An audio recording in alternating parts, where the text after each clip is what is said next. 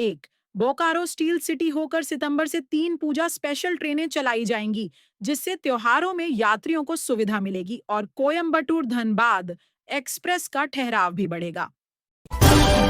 झारखंड में 29 से 41 अगस्त तक भारी बारिश का येलो अलर्ट जारी किया गया है, जिससे किसानों और ग्रामीण विकास कार्यों पर असर पड़ने की संभावना जताई गई।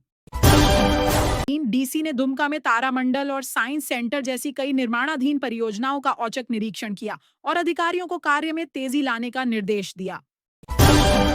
पबिया विकास आयुक्त ने बिरसा हरित ग्राम योजना के विभिन्न स्थलों का निरीक्षण कर कहा कि यह योजना जल और मृदा संरक्षण में कारगर साबित हो सकती है।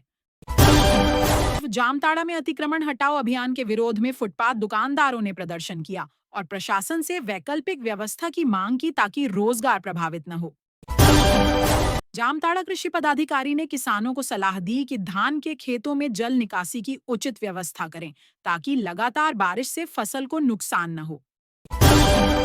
जामताड़ा प्रखंड सभागार में बिरसा प्रधानमंत्री फसल बीमा खरीफ 2025 को लेकर बैठक हुई, जिसमें किसान मित्रों को बीमा के प्रति किसानों को जागरूक करने की जिम्मेदारी दी गई। जामताड़ा उपायुक्त के निर्देश पर सड़क सुरक्षा नियमों के उल्लंघन पर अभियान चलाया गया और 60 वाहन चालकों पर जुर्माना लगाया गया ताकि यातायात व्यवस्था सुधरे।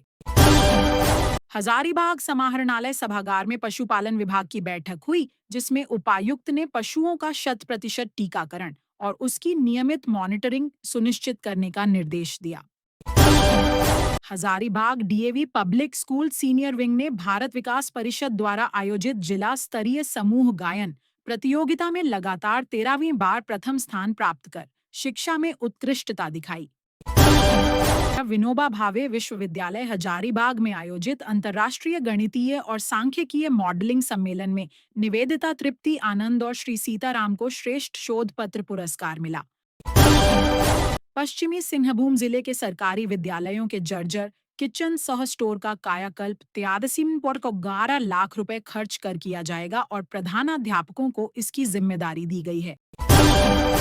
बोकारो हवाई अड्डे का नाम झारखंड मुक्ति मोर्चा नेताओं ने दिशोम गुरु शिबू सोरेन के नाम पर करने की मांग की ताकि क्षेत्रीय पहचान और सम्मान मिले।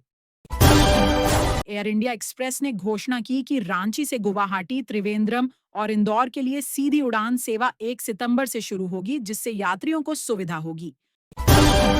झारखंड विधानसभा के मानसून सत्र में वित्त मंत्री ने जानकारी दी कि राज्य सरकार 1.33 लाख करोड़ रुपए का उपयोगिता प्रमाण पत्र समय पर जमा नहीं कर सकी है। विधायक सरयू राय ने आरोप लगाया कि तत्कालीन मंत्री बन्ना गुप्ता ने अयोग्य व्यक्ति को झारखंड स्टेट फार्मेसी काउंसिल का सचिव नियुक्त किया और सरकार से कार्रवाई की मांग की। रांची नगर निगम ने अतिक्रमण हटाओ अभियान चलाकर कई झोपड़ियों और दुकानों को तोड़ा, लेकिन बिजली मीटर लगी घुमटी को छोड़ देने पर सवाल खड़े हुए। कांग के थाना क्षेत्र में रिम्स 2 भूमि विवाद के दौरान ग्रामीणों से झड़प हुई, जिसके बाद पुलिस ने गीताश्री उरांव समेत 71 लोगों पर नामजद प्राथमिकी दर्ज। All India Organisation of Chemists and Druggists और झारखंड एसोसिएशन ने गंभीर बीमारियों की दवाओं को जीएसटी से % स्लैब में रखने की अपील सरकार से की। कैमरून में फंसे झारखंड के 19 प्रवासी मजदूरों में से 17 मजदूरों की वतन वापसी हुई, जिससे उनके परिवारों को बड़ी राहत मिली और रोजगार सुरक्षा की उम्मीद जगी। झारखंड आंदोलनकारी कृष्णा माडी ने मांग की कि ईडी और सीबीआई जांच करें कि गुरुजी के निधन के 10 दिनों में नेमरा गांव का अचानक विकास कैसे हुआ। संत एंथोनी विद्यालय जामताड़ा में एक पेड़ मां के नाम कार्यक्रम आयोजित हुआ, जिसमें पर्यावरण संरक्षण और मातृ सम्मान को बढ़ावा देने का संदेश दिया गया।